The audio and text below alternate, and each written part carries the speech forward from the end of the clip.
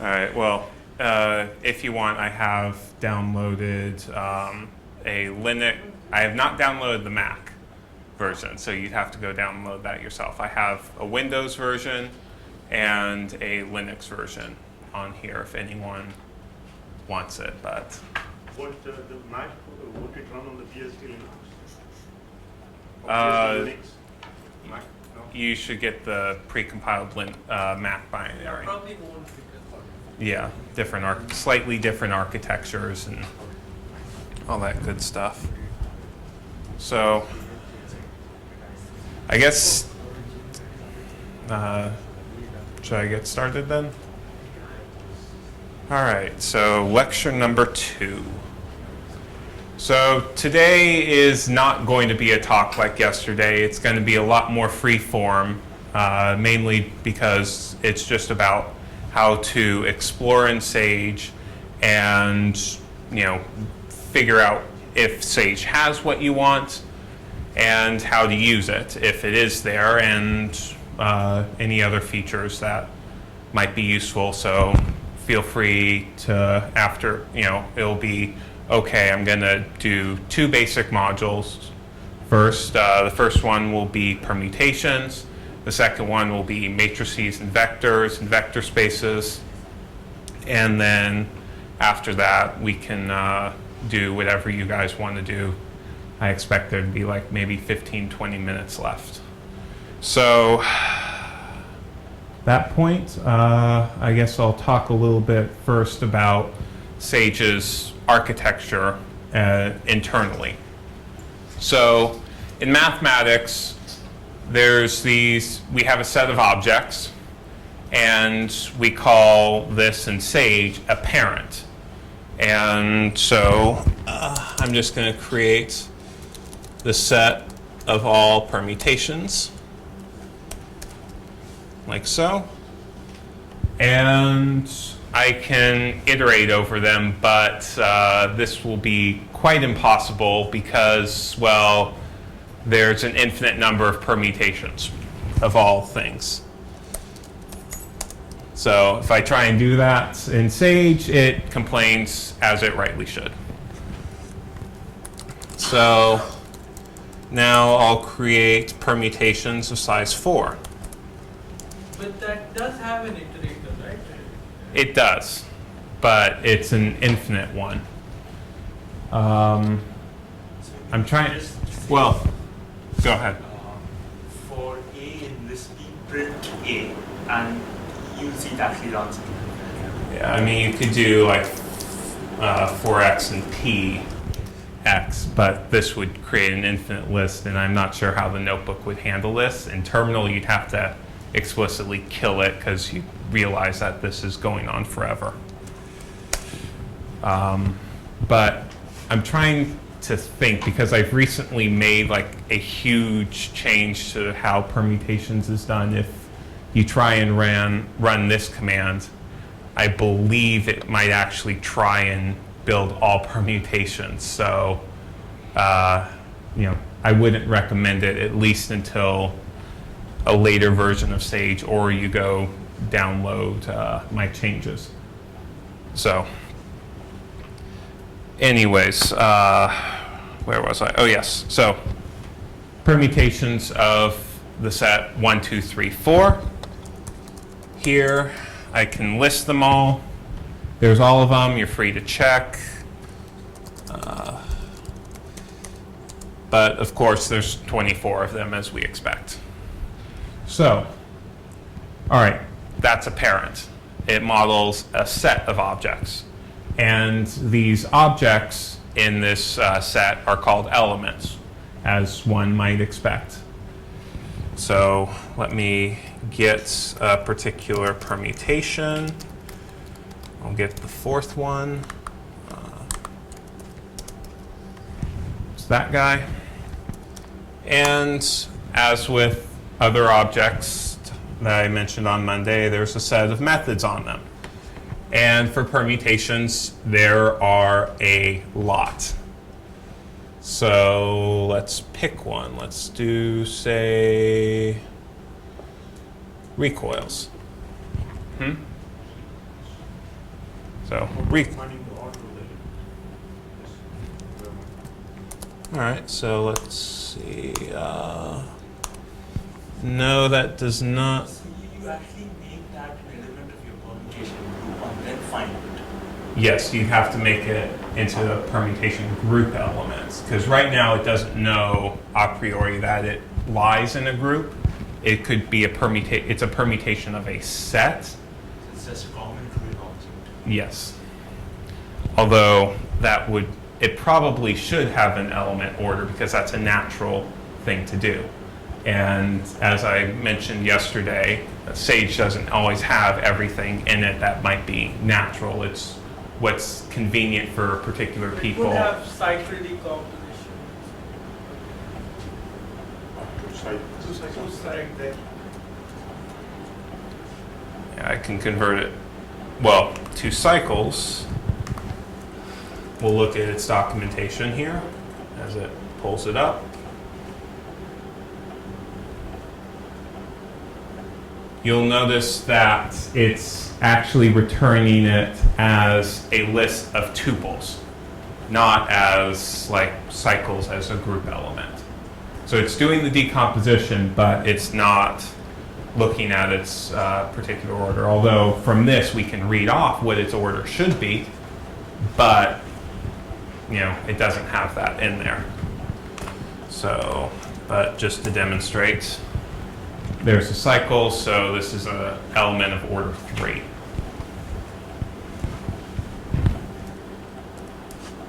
Just a side remark. So if you're sort of using the notebook here and you only minimize mouse usage, you can sort of shift enter to evaluate your set. Yes. Enter to go to the next line in your set. Thanks. I was good on this one. Thanks. You can also do Control Shift Enter, and this will create a new. This should create a new cell below. Like for example, let's see if, or Alt. I believe. Well, I thought that there was a command to do that, where you have a bunch of stuff and you change a command. But And you there's want a new cell. If you go up, there's a help. It's a very nice, Yeah. quick reference. Help. Right there. That has the basic shortcuts. Command Shift Enter works in Mac. Okay. Yeah, I don't use the notebook regularly. It's just really nice for these types of demos. Yeah. I'm operating under the assumption that if you don't understand what's going on, the documentation is relatively easy to find either through a quick Google search or little buttons like help, which explain the more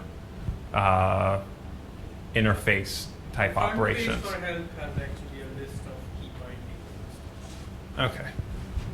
So maybe I have a question on, I didn't understand maybe you explained it last time, but when I tried it first, I didn't have the parentheses at the end. For example, it showed me 2 cycles and I entered it and it gave me an error. So if you just type P 2 cycles, send it. Now, why is that? That's not an error. That's Python telling you that this is a method. Because methods are objects as well. In Python, everything is an object. This is mainly a technical details of Python note, but there's nothing in here that actually says error. So if it doesn't say explicitly error, it's not throwing an error at you. It's typically a Python type object. And that's exactly what we have here is a method, which is, as I mentioned, a Python object. And why is that an answer and this a method? I mean, what is that? What is the distinction between them? Because this calls the method. Whereas before it's the method as like an attribute. It's very much like a function being called and a function just being named. But P is there. Yeah, so this is a method of P. But when you call it, you have to give the input. In this case, the only input is P, so you don't explicitly do it. P dot 2 cycles of P. Yeah. Could you do 2 cycles bracket P? That's What, like that? No, that should be. Or do you mean parentheses? Can you put a P inside the parentheses? Remove the P from there. No. This would throw an error because there's a mismatch in the number of arguments. It's expecting 0. It's technically expecting 1, but because it's a method, the first argument is always the object that you're acting on. So this is actually redundant, and the arguments that get passed to the function 2 cycles is self, which is the object, and then P as well. So maybe we could do a method which has an additional input, something like. Let's see what we have here.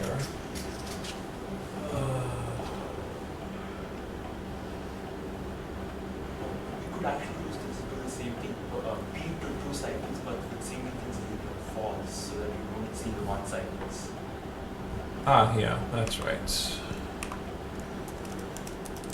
Because from looking at the documentation, there was an additional optional argument, 2 cycles, or singleton, excuse me.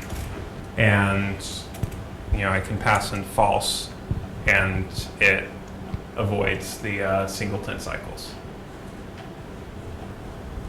And this is Python syntax. There's loads and millions and billions of pages and books and websites on Python documentation. And I don't want to spend too much time on it just because, there's lots and lots of resources, multiple orders of magnitude more than Sage. So, all right, we have an element, we have a parent, and in math, this lies inside the category, right? Sets, there's the category of all sets. And Sage knows about this. We have the category of finite enumerated sets. And what this does in Sage is it kind of groups together more abstractly a different set of objects, and also provides a common way to give particular methods to the parents and the elements. So, that's just kind of the entire structure of how Sage works. You have categories kind of sitting up top, binding together a bunch of parents, which binds together a bunch of elements.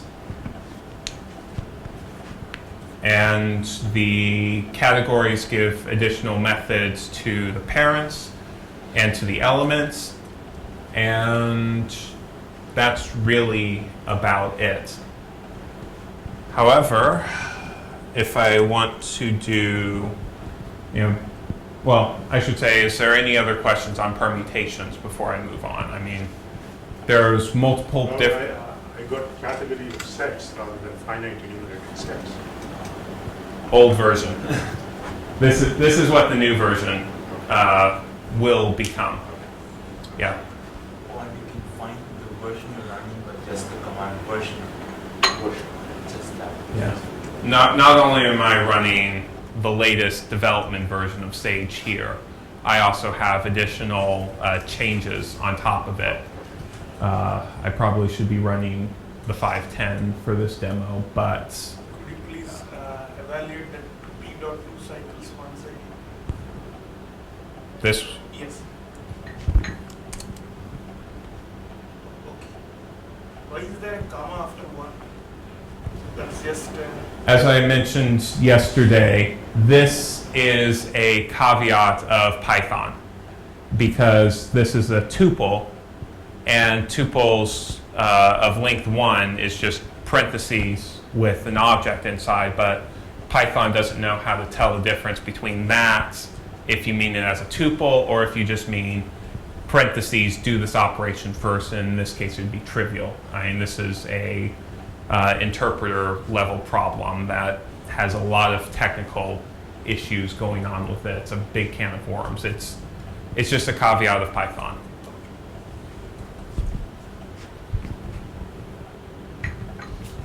So, any other questions on permutations? As a group, can I get the multiplication table? Is there any reading No, but this is, permutations as a set. We want group elements for that.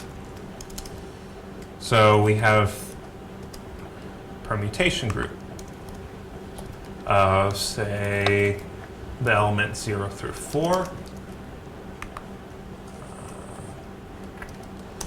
I forget how to use this, so I'm going to look at the documentation.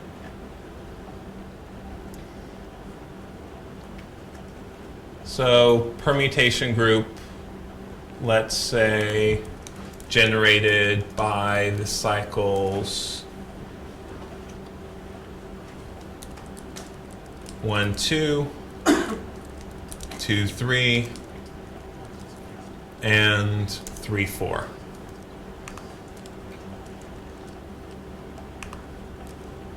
I'll print it out as well. We have a bunch of options, and let's look for multiplication table. There it is. And this will take a while to compute because what it's actually doing is it's feeding it to gap.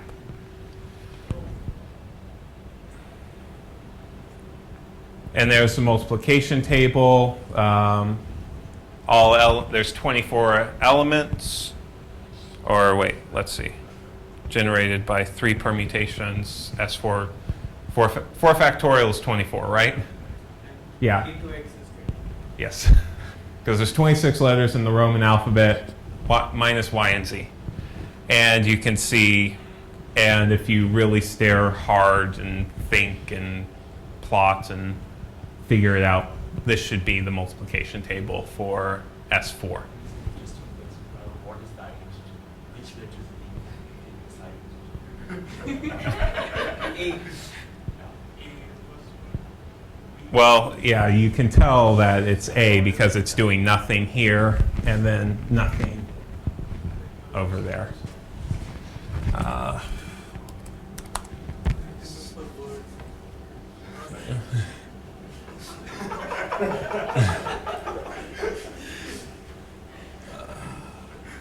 Trying to.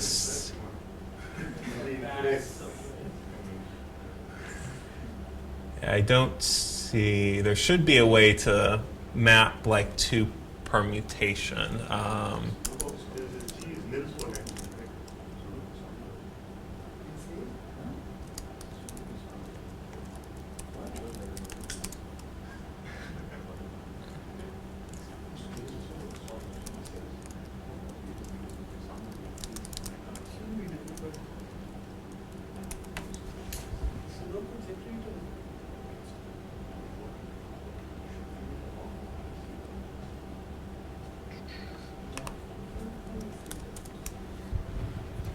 All right, so what GAP is actually doing here is it's writing it as a permutation matrix and doing computations as matrices.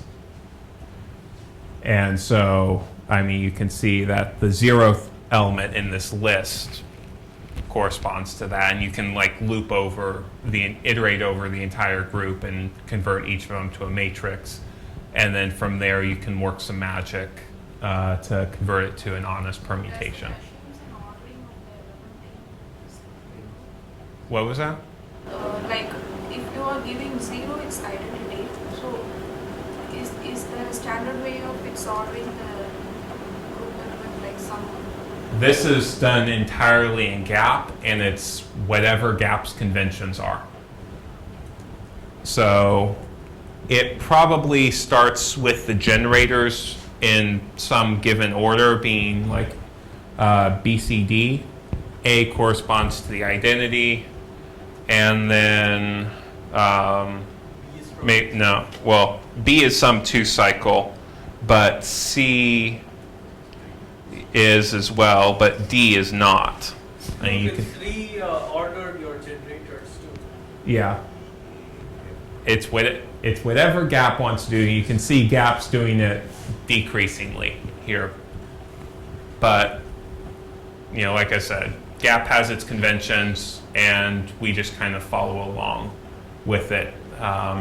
As with many other things in Sage, Sage acts as an interface between packages like Gap, Pari, NTL, MPMath, NumPy, singular, plural. You can install Cockster 3. You can install additional Gap packages. And you can also do proprietary stuff, right? Yes. Yep, you can interface with Mathematica. It has ways to convert objects to Mathematica, Maple, etc., etc. So, but I think there's some work being done on permutation groups as more standalone Sage objects, or at least expanding the features, but I don't remember explicitly if this is being done or how far along it is. Most of it can be done with the class, right? Permutations. Most of what you want to do is done with permutation. As a method. Yeah, you can multiply permutations. Typo. It's probably faster than constructing the group. Yeah, but there's no general methods for constructing like the multiplication table currently in Sage, and I don't think that's currently planned for permutations. Might probably should be considered, but this is what Sage currently has available. Great projects for you guys to do.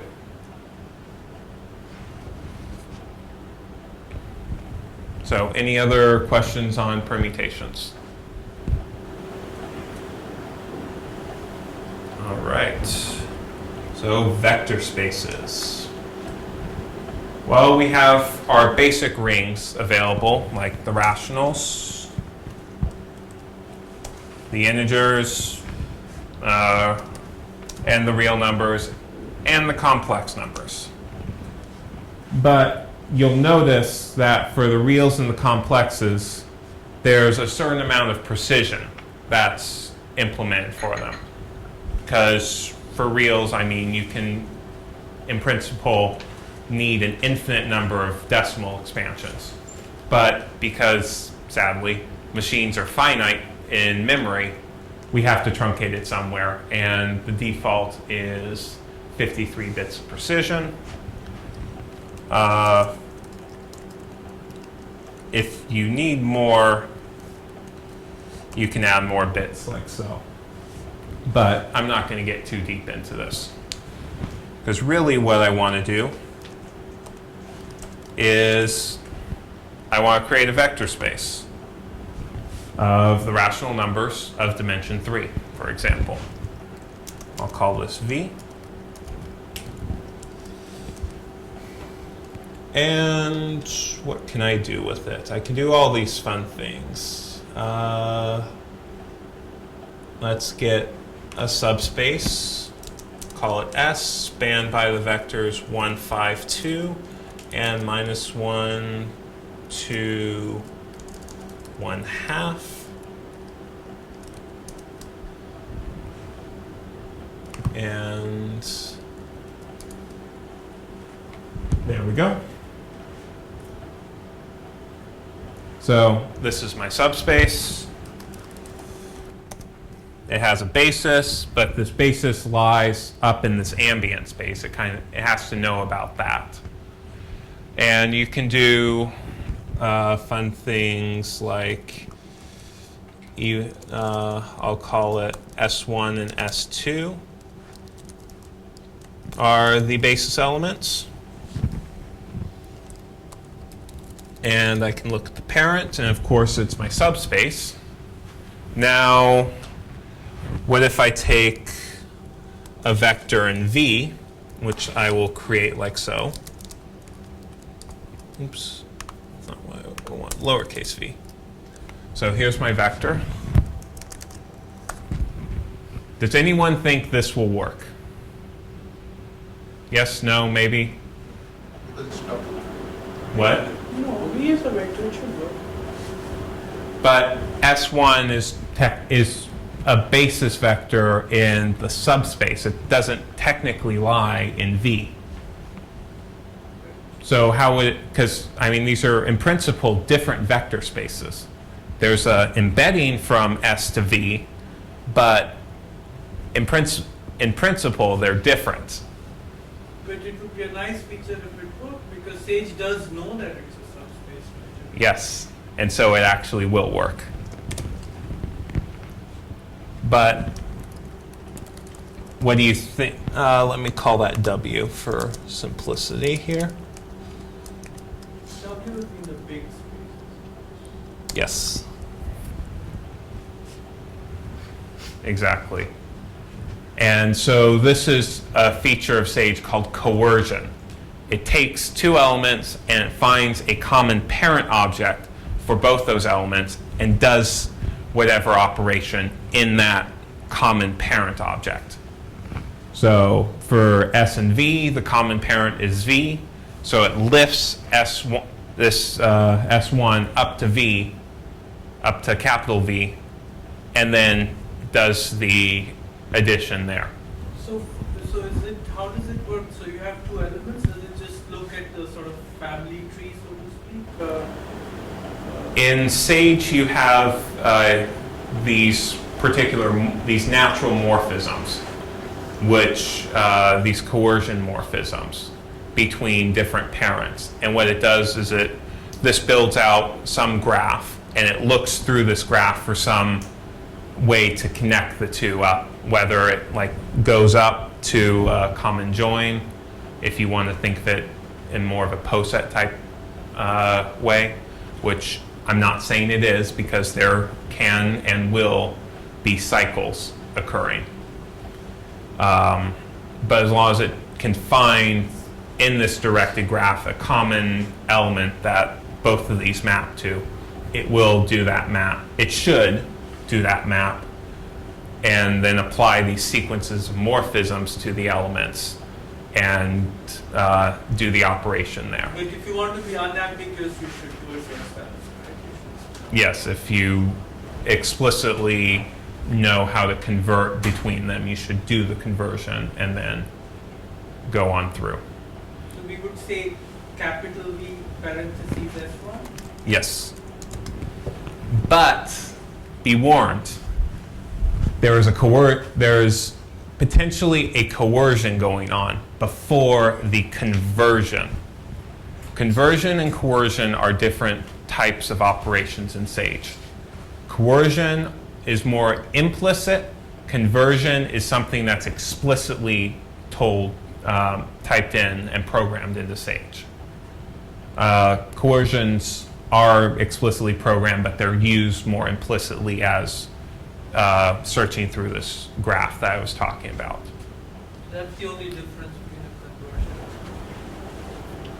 For the most part, I would say yes, but I'm not going to say completely, because there might be some little technical detail that I'm not aware of in there. I don't know the coercion model well enough to make complete claim of that.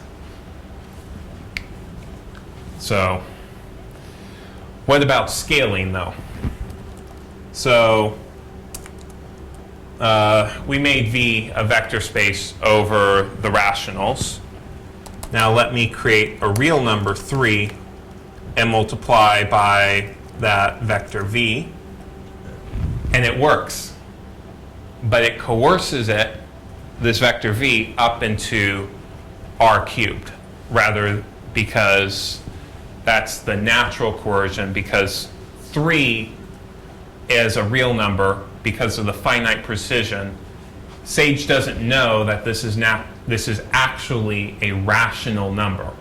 It might be, and just off by a little bit on some lower order of decimal point, but so it's safe. It tries to be as safe as possible with So that. if you say RR 3 star being equal to 3 star, we should say false. Well, let's try.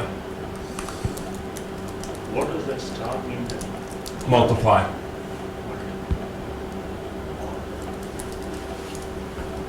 What is R? Because up to, Real It's- number 3. yeah, So the Oh. 3 is taken and then converted into a real number. yeah, so 3, well, let me put it this way. I thought R was a real field. Right. If I look at the parent of 3, it's an integer. And if I do RR of 3 as parent, it's in the real numbers.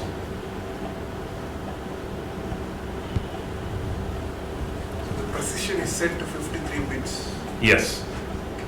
So suppose you did 3.0 and took the parent of that, will it also show real?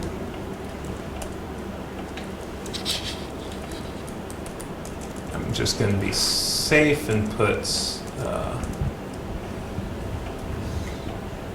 because as soon as you put a decimal point, you've implied that there is some precision going on, and in fact, 3.0 naturally, in some sense, has only like 2 bits of precision, but it knows also how to lift up to 53, and 53 is kind of the natural place for anything to begin, so it starts there.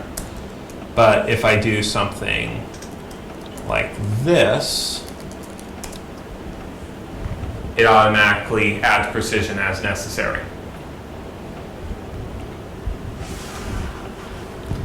As to why this guy is returning true, wow, that really blocks it out there. It's likely due to the fact that 3 as a rational is being coerced up into the reals, and then with the finite precision, they're close enough from the point of view of RR, with the 53 bits of precision, that those all agree, so Sage believes them to be equals up to it can tell. So whenever you test equality, it tries to coerce them to a common pair. No. This equality test can vary greatly from from parent to parent. So is it the equality test of the left-hand side that is used? Not always. This is more of a caveat of Python, in that it tries to compare X to Y, and then if it can't do that comparison for some reason, it actually swaps things around, including the operation, and tries to do that comparison. And if that fails, then the whole thing fails, of course. But So in practice, it will first try to take the equality method of the real vector space, yes, and here it's able to do that. So yes. it coerces the right-hand side into the real vector space. It does whatever the equals for the for R3 So if we does. switch it 3, if we switch the equality, Oh, then it may not be able to coerce. Well, I don't think a coercion's quite necessarily. Well, I don't know, because there's the vector space coercion, and then there's the ring. I mean, it's doing the equality on the level of vector spaces going component-wise, which is doing the comparison between the 2 elements of the rings, Q and R, and that equality might do some coercion, or it might, I'm pretty sure it actually tries to convert to a common parent and do the equality comparison there. And if you're really curious, you can go look in the source code for it. But I'm quite happy that these actually both return true. But be warned, there are some cases that very well could appear where x equal y is not the same as y equals x. We try and avoid this, but between Python and somewhat loose programming, because no one really cares overall if the symmetry holds in general, this might happen, but it's rare. Less rare, what happens is you have x double equals y being true, but x not equal y also returns true. And that's more lazy programmers than loose programmers, in the sense that, all right, they implemented an equals, but they didn't implement a not equals. So it does a default Python, which I don't know quite how it works. It might just, it might do something. It does something, but it might just check like less, if x less than y and y less than x. If both of those are true, then not equals returns false, something like that. But if you inherit from any sort of common, Sage No. class, would they have implemented? No. Because what can happen is you can inherit from a general element class, which implements a CMP method, which kind of does a general coverage of all the comparisons jointly. Don't use it because it's being deprecated in Python 3, just as a general warning, and Sage will at some point convert to Python 3. With an inherited set, you're safe? With combinatorial object, you're safe, but it's an element-wise construction. It's not something in the parent, because it's actually comparing individual elements. So if you're looking for a particular comparison operation, you have to go look in the element classes, not the parent classes. So let's see, what was I saying? I was saying something with, oh yeah. So the element has a CMP method, but you inherit from element, and then you override one of the rich comparisons, like double underscore EQ double underscore. Then Python might try not go to the general CMP method and instead look for all rich comparisons, and then does the flip, and that returns true. And you can see there's lots of little technical intricacies that can go on here that can mess things up. And the general practice is just kind of write anything you know to be true, and then everyone kind of knows that, all right, if, like, say, what's something that doesn't have a natural ordering on it? No, permutations have a very natural ordering on it, Bruja order. I'm not sure if we actually implement. Several natural. Yeah. So therefore, But I'm not sure if they actually compare. But let's say complex element, numbers of the complex field. This one's kind of a fun bug. So create a complex number less than, oops, double C. All right, that's good.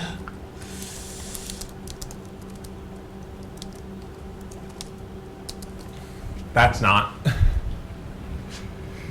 There's no ordering on the complex numbers. This is a simple proof to do. But, well, how Sage does this is, if you can't guess, lexicographic as reals, which is actually against the Python convention for complex numbers, which is to raise an error anytime you're doing a comparison with complex numbers. So, again, be warned, these things are out there. Why did the second one return true? It compares them and then lexicographically it uses the default ordering on the reals. But there's also this implicit agreement among everyone that the complex numbers should not have a natural ordering.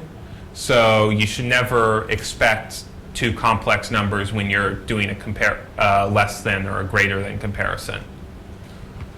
So there's a consenting adults going on here too. Is it important to use this in developing programs? Like, you know it works like this and you want to use it? No. You should. When it's something that's kind of a known bug or a known I mean, idiosyncrasy like this that is subject to change without notice, in particular, i.e., it's subject to being fixed. somebody might fix it, yeah. Yes. And then your program will break. Yeah, your program breaks horribly because you're relying on very non-standard behavior in mathematics. So don't do it. I'm watching you. I was just thinking of slipping out and doing it. Yeah. All right, so let's go back to my vector space V. And I want to look at its category. And you can see that the category also depends upon the base field, but this is just kind of extra data that comes with it because it comes with the vector space itself. So there's nothing really to be afraid of there. And then there's categories for algebras, there's categories for modules in general, there's categories for rings. So if I look at the rationals and I look at all of its categories, there's all of them. Quotient fields, that should be division rings, I believe. Yep, division rings, Euclidean domains, PIDs, UFDs. It knows all of them. And subsequently, if I'm given a rational number and something else in a UFD, like a polynomial, a univariate polynomial, then it kind of knows how to put these things together. It has nice general algorithms, so you don't necessarily have to implement them. I haven't, what? QQ dot, why did you, if I put dot RR dot categories, no, I didn't understand the logic of the. Well, because QQ is an object. It's a particular instance of the rational field. There's only one instance that's allowed. It's a singleton object in this sense. But Categories, why did it output These why are the should I- categories to which QQ belongs. these are the categories to which yes. So you could do little v dot categories, but that's an element, so I don't. Yeah, it just has category, and there's only one, and it's the element category of the parent object.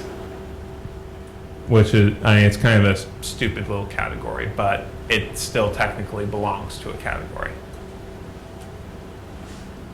For example, I don't see category of vector spaces, is there? Why QQ should- is not a category. It's not a vector space. why not? If it's a category. It's strong. It's stronger than that, and it doesn't have the. It's not. How do I want to put this? It doesn't also have the category of algebras either, but that's because we don't think of QQ as an algebra over itself. We think of it as a field. And just like we think of an arbitrary ring as a ring rather than an algebra over itself. But this is a choice that programmers made. Yeah, this is also kind of the general convention of mathematics as well. And there'd also be a lot of self-reference going on if, QQ was No, for example, if it's a category of sets, why isn't it a category of vectors? If it's a set, it's a vector space. because I do- that's superseded by the category of rings. And yeah, there was a choice that was being made somewhere along the lines that, in particular, well, actually another reason, maybe a little better, is that there's not a base ring that's naturally associated with, or that's given to the rationals. So it's not a vector, because the category of vector spaces is over some base ring. So while we could make it a vector space over QQ, this is completely redundant and self-referential.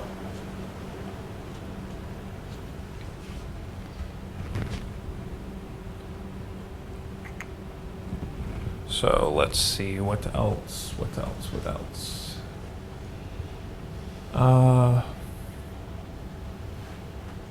Matrices also live in categories and there's a parent object called matrix space. So this, when you say category of elements or vector space or dimension P over I, you're not using the word category in its mathematical sense, right? Elements or vector space. In a pseudo-mathematical sense. Yes.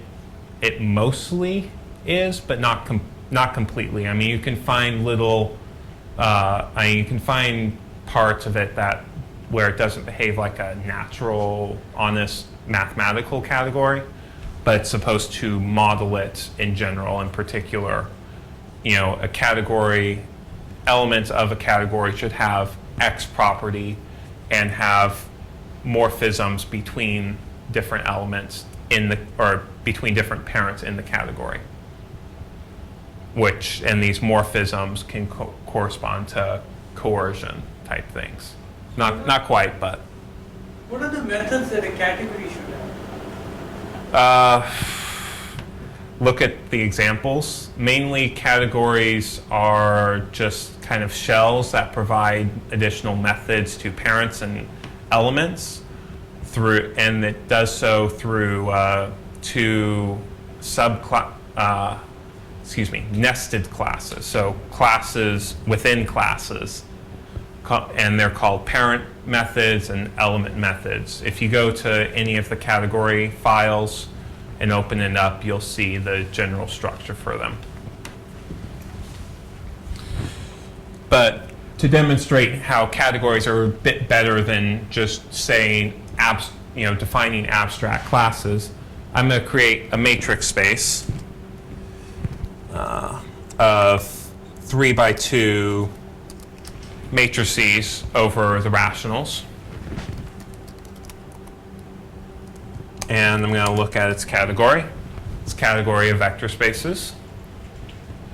And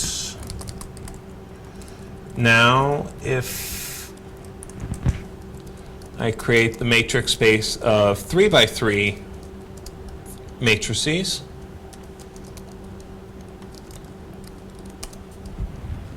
it's an algebra, as it should be. And you'll see that there are going to be additional methods that are provided to the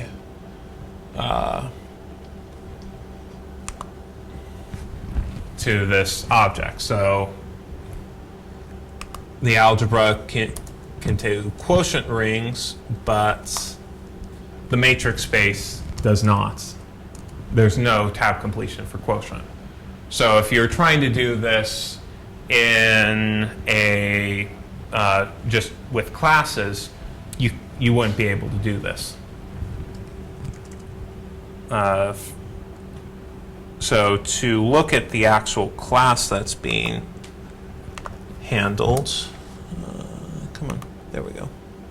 You can call type, and you can see the class of MS is matrix space. and so is the type of MA as well. So categories give additional, how do I want to put this? They can allow dynamically for altering slightly the structure and give the additional methods at runtime for different inputs of your class. All you have to do is change the category to get additional data.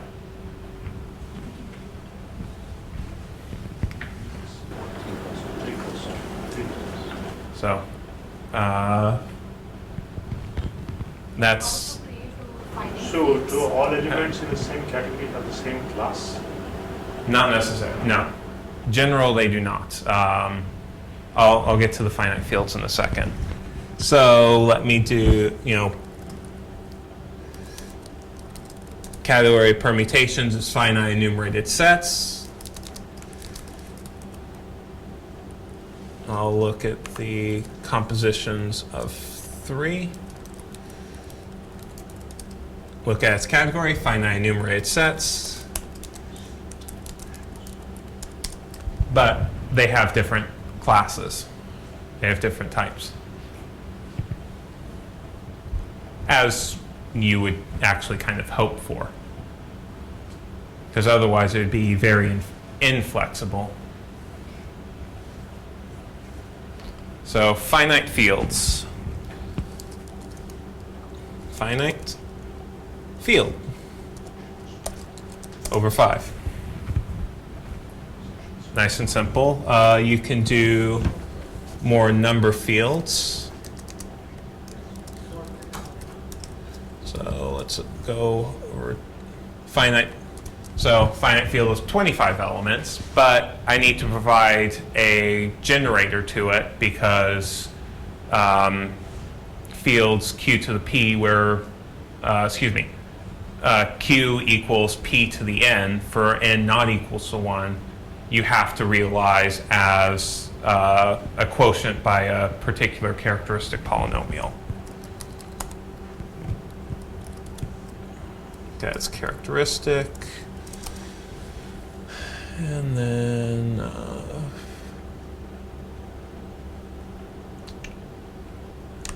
think that's it. Yeah, there's the defining polynomial for this finite field.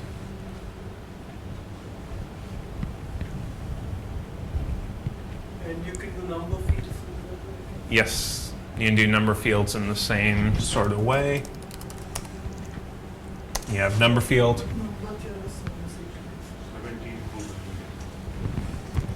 You want to do what? 17 times 2 to the 3, you said? No, 17th root of 17. So how do I? The 17th root of 3? So you Short versions look at the documentation.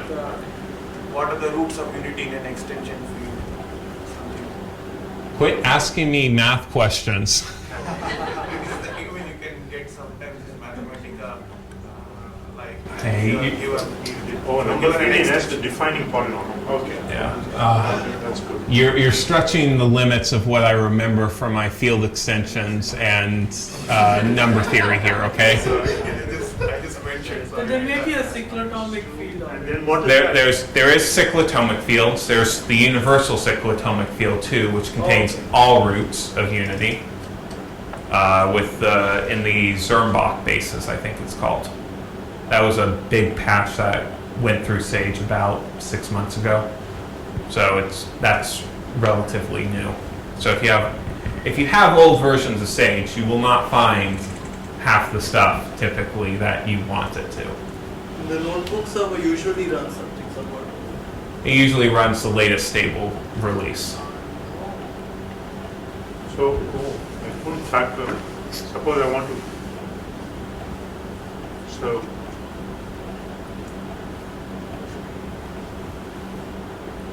Yes? You want to probably construct the ring of integers.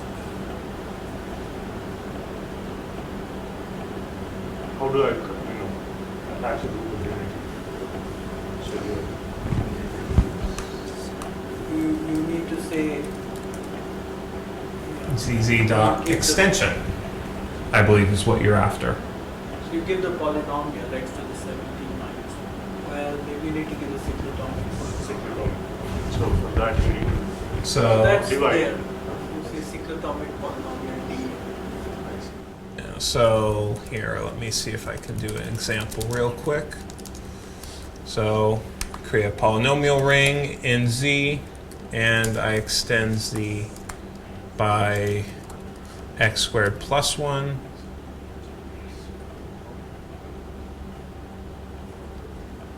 And I'll have it be in the variable, and I'll call this S of A.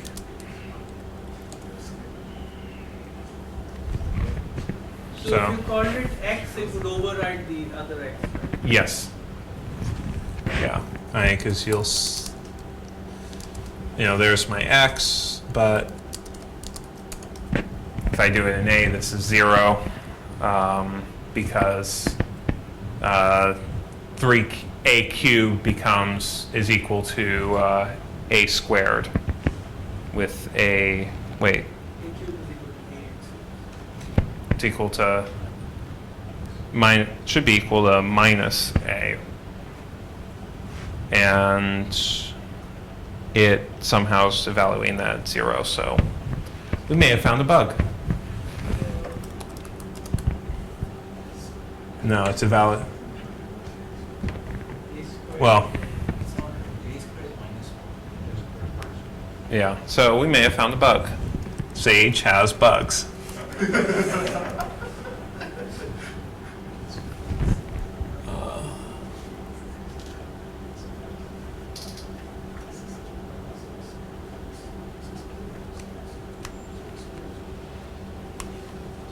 Yeah, so it. That's like the standard example. That's kind of. You It's don't kind of. understand extension. What extension? That's not mathematically clear. Yeah, I think the it's. generator is not what you think it is. I mean, No, it is what it should be what I think it is. but yeah, if you take an element whose square is Maybe let's just ask one, what it's S not is. even in the What does it interpret S to be? It interprets S to be order in number field with a defined polynomial of x squared plus 1. Maybe to do that example which is given in that x squared plus. It doesn't have it doesn't actually have the computations with the variables. No, x squared plus 1 x is squared there, minus but then they've 5a also and thrown in y x squared plus 2. But it still doesn't have the result of the computation even if we do a squared. And that's what we need here. So let me try something a little more. Let's just create a number field of x squared plus 1. So now S is a number field, and a squared is minus 1. So it's something with the extension, and that's a different class than just explicitly creating a number field. And does it have s dot ring of integers?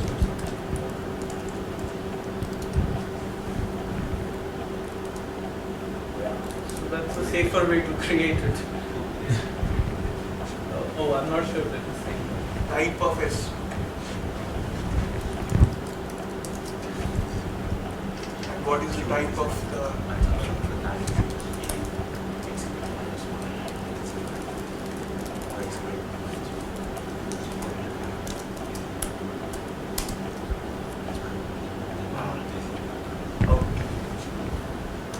Yeah, there are different types. I knew there were going to be different types just by their string representation.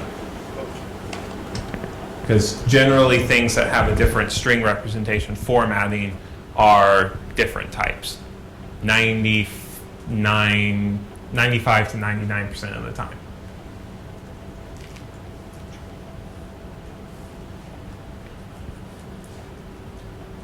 So, anything else in our next 2 minutes? Last 2 minutes.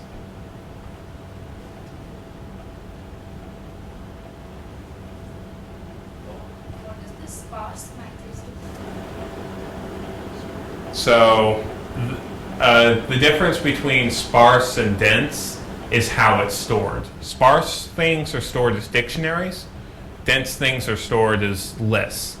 So, it's a matter of its memory footprint. So, if you had, say, a matrix of 1,000 by 1,000 with 1, 1, as a dense matrix, this would be 1,000 squared units of memory, where a unit is the size is an element in your base ring. Whereas a sparse matrix, this would have memory footprint roughly on the order of about 1. It's not quite that. It's probably going to be about 5 because of how dictionaries work. But still, I mean, you're taking your dense matrix, which has to have certain properties in your computer's memory. In particular, it takes up a bigger chunk when you have a bunch of zeros. So if you have a bunch of zeros, you want to create a sparse matrix, and you can pass an additional argument when creating matrices or a matrix space. What's the trade-off? Trade-off is speed. It's sparse. If it's dense, it should be if it's Here, so that's the other flip side. yeah, if it's dense, it knows there's a next element. So I mean, it can very simply iterate over it rather than going and fetching this object from the dictionary, which technical computer mumbo jumbo hash tables can be actually arbitrary, can be ON, where N is the number of elements in your matrix. Well, let me say N is the size of your matrix. It can be N squared. Because if you have a really, really bad hash function, everything basically, it has to loop through all of your elements in order every single time it's trying to find this element. So, and it may not even find it. So, and if your matrix is completely filled, then it should, but you're still looking something like O(n) squared, and you do that n squared number of times. This is, this is n to the fourth, basically. Whereas before, with dense matrices, it's just n squared. So, sparse matrices can be slower to multiply than dense ones, especially as you have lots of entries. If you have very few entries, I think something like if a third of the entries are non-zero, then or less, you should use sparse. If it's more, then you should start considering using dense. Up until like 2/3, where you should probably, anything above that, you should probably always use dense. Were you involved in this implementing RSK correspondence for integer matrices? I was the person who did that entire thing. So when you, I started trying to do that at one point, and I found inheriting from matrices is like a pain. I mean, there's all kinds of problems, and then Yes. Cyclone. So But that's not actually the problem. The problem is you need to work around the additional constructor parts of it. But if you just give it its default values, it works fine for the most part.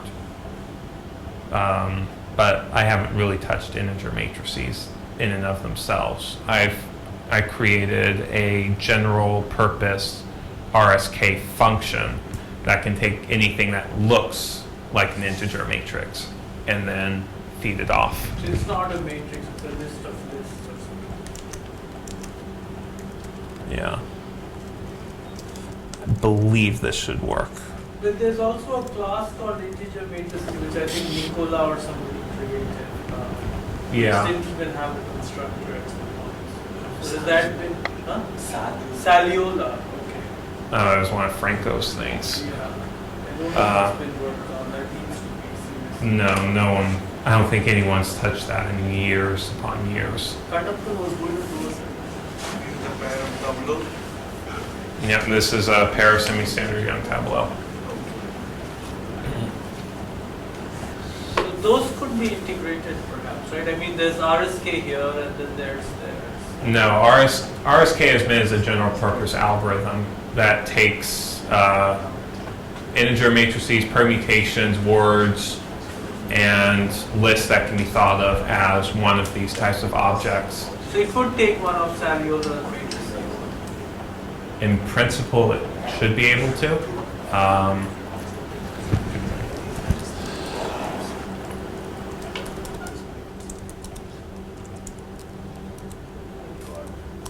Okay, so it's not implemented. It's not in the global namespace by default. Copy that or did you import? Yeah, I have to explicitly create because it's not imported. And Oh yeah, maybe you could talk about that as well. next time, since we're already 5 minutes over time, I believe, right? Well, I mean, lunch isn't been Okay. All right. Just one quick question. I mean, Amri was talking about something to do with memory. So,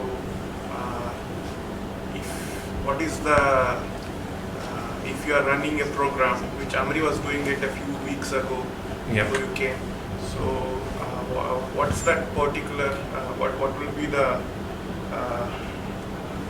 memory command which kind of tells you that after you exceed that memory usage, the program it gets interrupted. I mean, I'm just asking, is there see, you are running a program and it's taking some inbuilt, it's taking in some memory usage.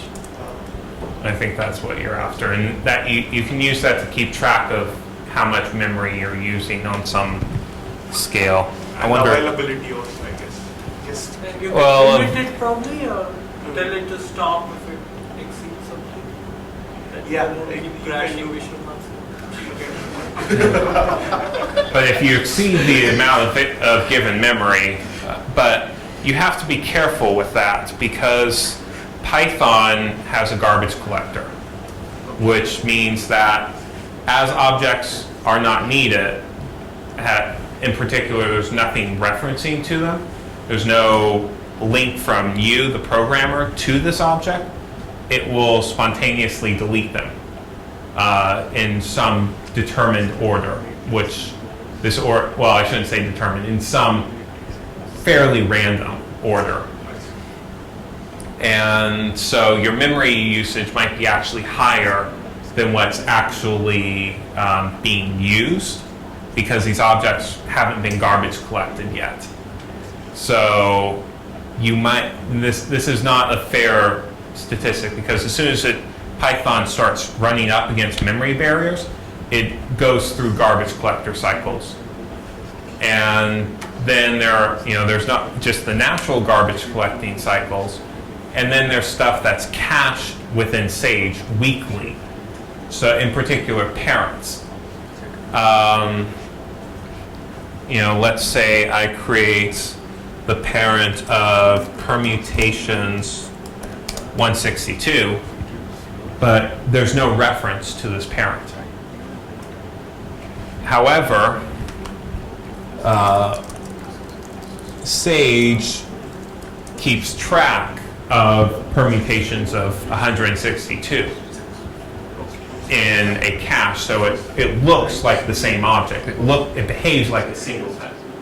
However, it's a weak cache, which means that if there's nothing referencing this object, it's subject to garbage collecting when memory is being filled up. When you do cache function and stuff like that, Strong. That's strong. And so that's cached for the entire duration of your session? Or? It's linked to the object that's been created with. So if I create an object foo and it has a cache method bar, you run bar, it caches that data, but it's attached to foo. So if you delete foo, or remove references to it, you've removed references to the output of bar. That's for And cached method. What about cached function? cached function, I would imagine, would be on the global, because of it up to maybe like the module being used, but I don't think modules are really garbage collected at all. That's a very technical Python question that I have no idea how to answer. If I want to make sure that something is cached till like a certain point. If you want to do that, then you need to implement your own custom cache. And this is more pain generally than it's worth. If you really need to do that, you're probably doing something wrong. And you need to go through your design again and somehow use the cache method. If you find yourself having to store a global cache that you're manipulating and you realize, oh, after a certain point, I don't need this, then there's probably a design flaw somewhere along the way that you can look at and correct, and it might complicate your code slightly, but your code will be much cleaner at the end of the day and probably faster. So can one control the frequency of garbage collection as well? No. You can explicitly tell Python to do a garbage collection, but as far as I know, you can't control how frequently it does it, because this depends upon, this is low-level Python interpreter stuff. So would that typically contribute to slowing down the code if you are generating a large, slowing down the running? Doing a garbage collection will slow down, but this is why when you're testing things in Python, you don't just do it once for timing, you do it 5 times, 10 times, and take an average over all of them. We could show that the function time it does that. Yeah.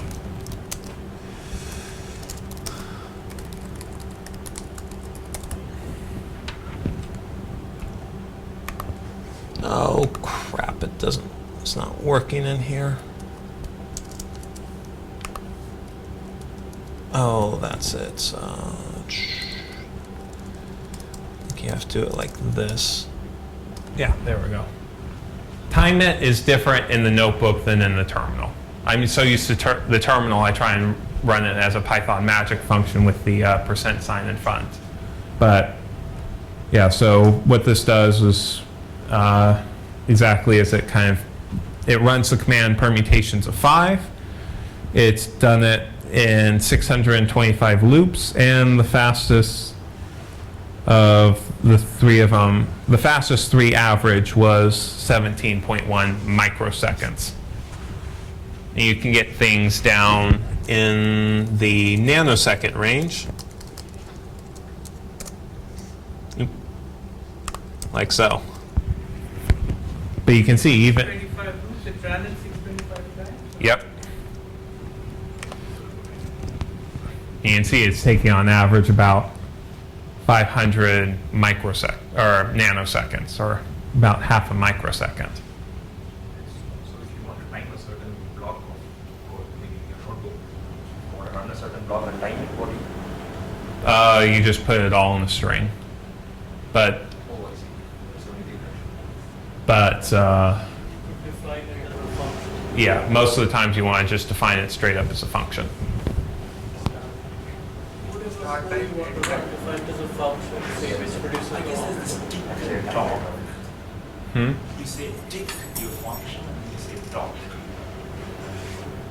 Oh yeah, there's that also. So you set the time before, then you run it, and you check the time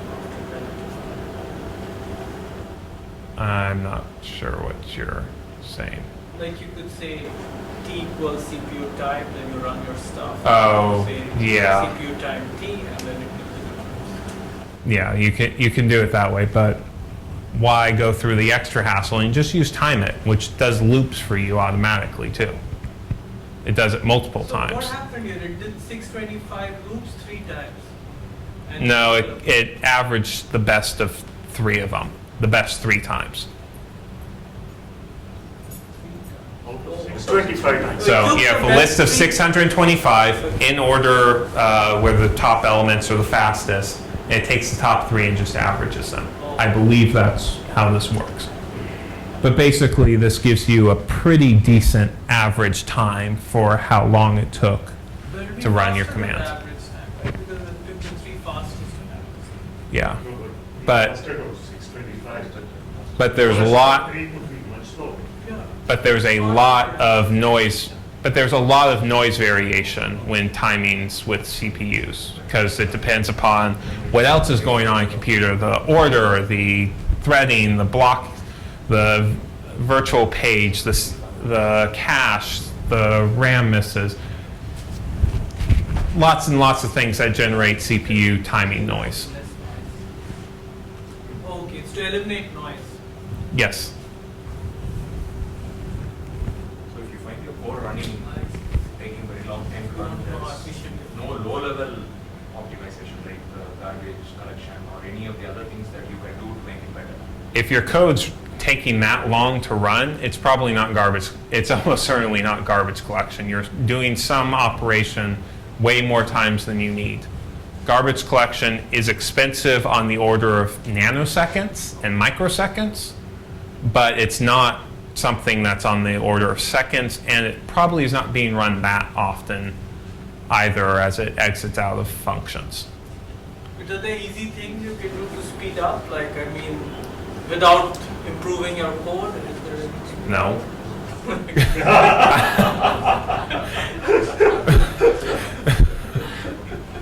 Probably run it simultaneously, maybe. Parallel, yeah. Parallel. But you But have to, okay. but to do that, you have to improve your code. Yeah. And you're technically not Well, that's just a little decorative. Yeah. and you're not in essence speeding it up. You've just taken the same task, and instead of one person doing it, 2 people are doing it, but it's still same number of CPU cycles. Yeah, so, So it just appears faster. well, that's all I care. You should care about the efficiency of your algorithms. No, but sometimes I just want, my result to come in this evening instead of next week, so. Then you should use. Well, then you should improve your code. Probably take all of. I've already done that. No, if you have a long piece of code, how do you find out what's the thing that's taking the most time? Yeah, Is there- maybe next time we can talk about debugging too. But just to answer, there's this thing called prun.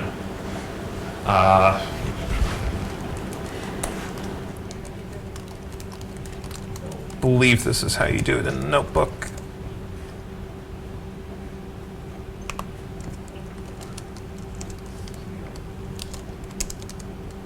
Nope. I forget how to do this in the notebook.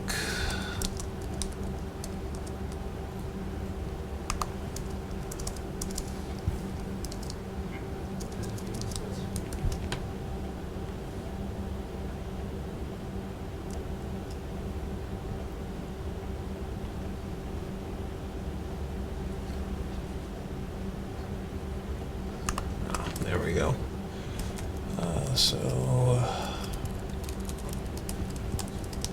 Permutations, and then 0.1.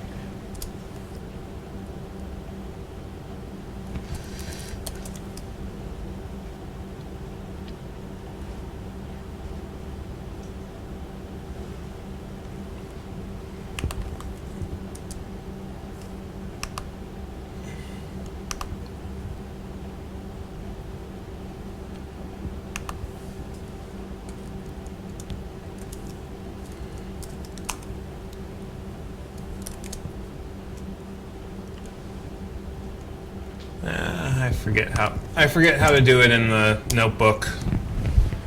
In the terminal, you would just go like that. That's how you do it in the terminal. I don't remember how to do it in the notebook. So what this does is it prints out a list of the functions that were actually called while it was in order to execute this sequence of commands. And the time that it spent in each function? And the time in each function and the total time within all sub-functions. So I will save and quit this. And then let me just demonstrate.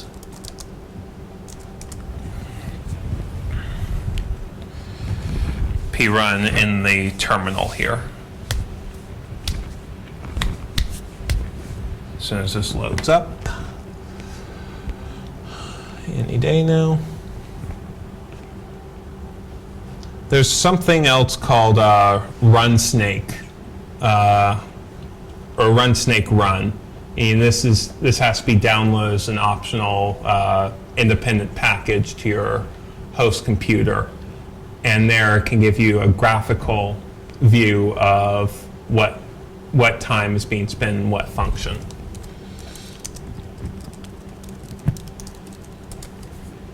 So, yeah.